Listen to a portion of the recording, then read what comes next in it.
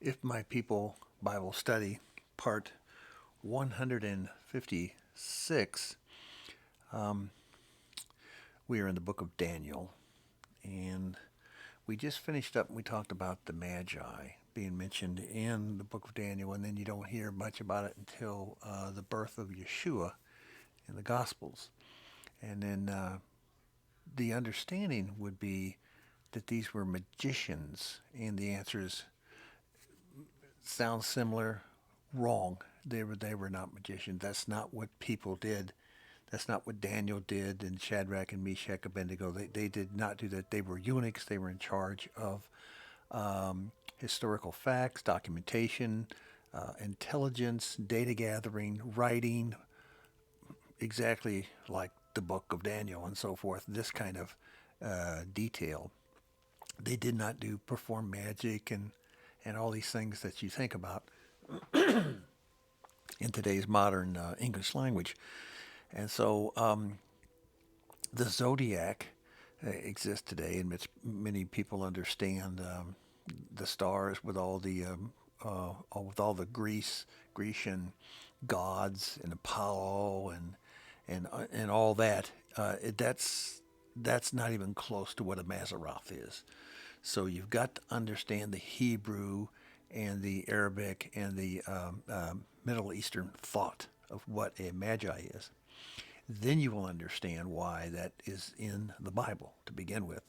So the magi would study the Mazzaroth. So kind of give you a picture here. We're going to help out. All right. If you go back to 5, 6 BCE, before the Common Era, BCE, a lot of people think that, well, Jesus was born at 0 between BC and AD, and they think that means before Christ. It doesn't. It means before the Common Era, BCE, and Anno Dominio, the time of the Lord.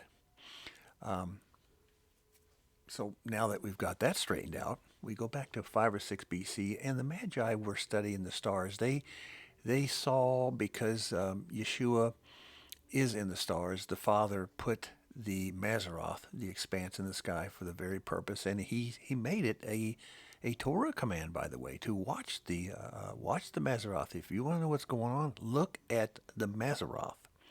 You can still do that today. It does incredible things that you can tell about what's going to happen and the times, the sign of the times.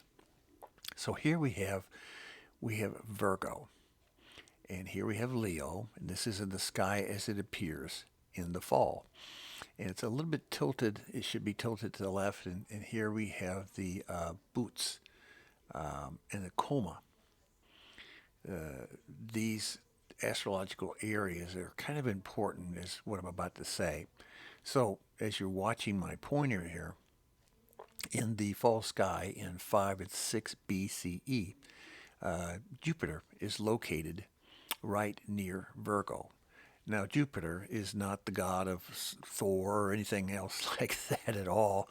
What the understanding of Jupiter is, in Hebraic understanding, is that Jupiter means justice, and like a judge, or justice prevailed. It's here. It's in the area of Virgo. So it meant something to the Magi. Second of all, Venus would be traveling from left to right during that time, and would go right through her middle. Now this would right here, when it was right here in her womb, Virgo. Venus was, that would be something around September 28th, 29th, 30th, and then October 1. The time of the tabernacles, the time of the booths. Time of the booths. That doesn't rhyme exactly with boots, but it's booths. And the tabernacle time is the fall festival. Now that they called it a wandering star, but it was a planetary feature. Venus then went through the right hand of Virgo, and traveled into through Boots and through Coma, meaning this, the coming one, the coming one. Woman with child, Coma, Boots, the coming one. And what's right here? Justice. The the Magi in the time of Yeshua in around 5 or 6 BCE saw that and they started their journey. Something big was happening west of them. So they went, and as we just want you to continue reading the word just as it's in the Bible, don't listen to what people added. That's if it's, if I'm saying that's something not in the Bible and I'm making things up, then you're wasting your time. That's what I'm saying. People have wasted so much time listening to preachers. Don't put the trust in them. Unfortunately, they don't have any of the understanding of, they don't even care to know about Hebrew. They don't care to study about it. They simply, unfortunately, many of them are in they're in the business of running a church. And that is important. You need to know how to run a church. But spending so much time in just business of running churches, it's just, it's not what the design is, not what the Father wanted. The temple of the Father is in us. It's not in a building. It's not in a building. So now we're back into the book of Daniel. So Daniel went to King Belshazzar. Now Belshazzar and it sounds like they both have the same name. Daniel's name Belshazzar means Belshazzar, meaning the one who protects the king. When we go to study about Nebuchadnezzar, Belshazzar sounds really similar, but it is. But his name means Bel, the god of B-E-L, Baal, god of Baal, protects the king. So that's why his name, when you read in the Bible, he goes from Nebuchadnezzar to Belshazzar. Well, you can understand how the names change back and forth, but now you understand it, why they use those different names. Today, we use nicknames and other things like that for people. It's not put together in the stars because of it. So Nebuchadnezzar has a dream, and there's a number of dreams going back and forth in the book of Daniel. And the importance of it is this. Those dreams meant things for things to come. And it went back and forth and back and forth. So what was going to happen in the long run was given in the long run in Arabic, and it would be until the end of time, up to the end of time, which we haven't gotten now. In other words, the end of time would be before the wrath of Abba Father during the tribulation period. At the end of it, the Father puts an end to the tribulation that Hasatan and the beast is putting on, the Antichrist. He puts a stop to it. That is the end times. The end times are rolling through then. So that's in the book of Daniel. Then it turns around in other visions. You got to read carefully. It takes him and it talks about the four kingdoms, the big tall statue with the gold and the silver and the bronze, and the feet of clay and so forth, the feet of iron and clay. That's through time for thousands of years. Then it also goes into the book of Daniel. Well, it talks about the rise, well, the fall of the Medo-Persians, and where Nebuchadnezzar is not going to fall. He's told that he's going to go nuts for a while, which he does. And then other kings after him and other leaders and other Cyruses, other great leaders, Cyruses, Artaxerxes and so forth, all these lineages that David goes through, all kinds of other leaders. It talks about that. And then it also talks about their end of the fall because Alexander the Great, he rises up.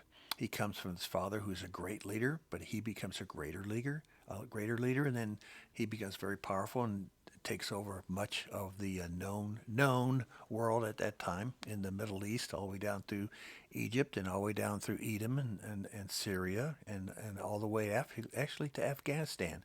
What's fascinating for me, which I enjoy to study, is Afghanistan.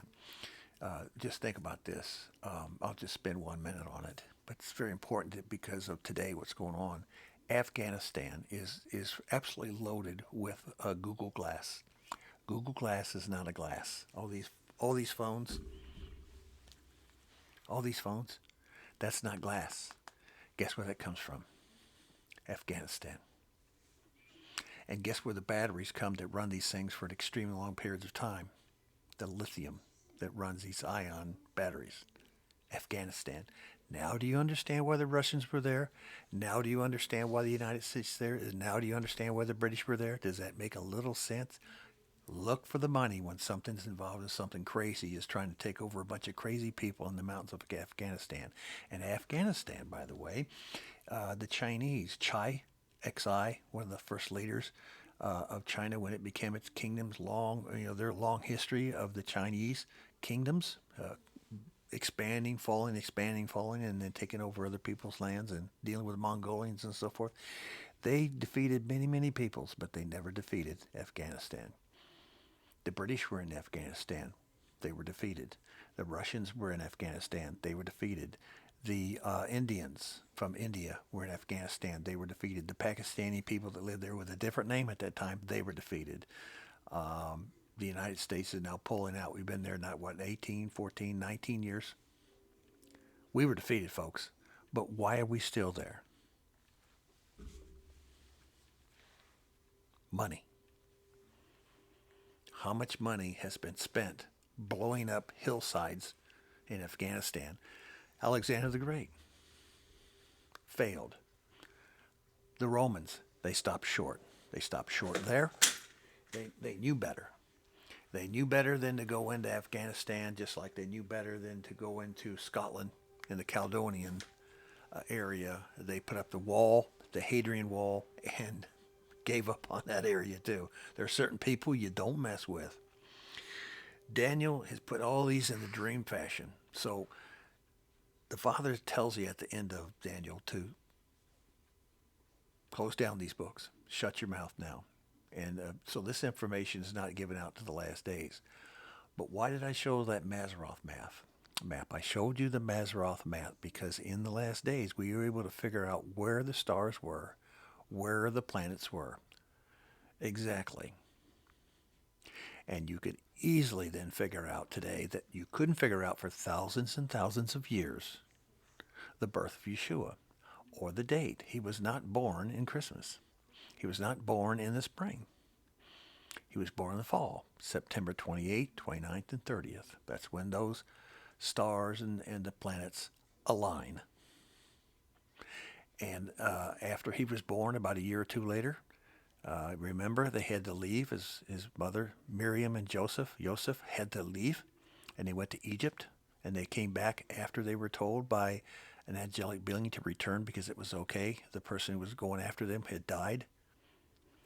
King Herod, replaced by another Herod, but there you go. And then what time was that? 3-4 BCE. Fits perfect. So Yeshua was about 2 years old when he came back. And where did he move to? He moved to Nazareth. The same place they fled from. By the way, as we've gone through, the same place. When the Magi came from the east to the west, they stopped off in Jerusalem. They were heading straight. If they'd gone through straight, just keep going and just curve to the right, they would have gone straight to Nazareth.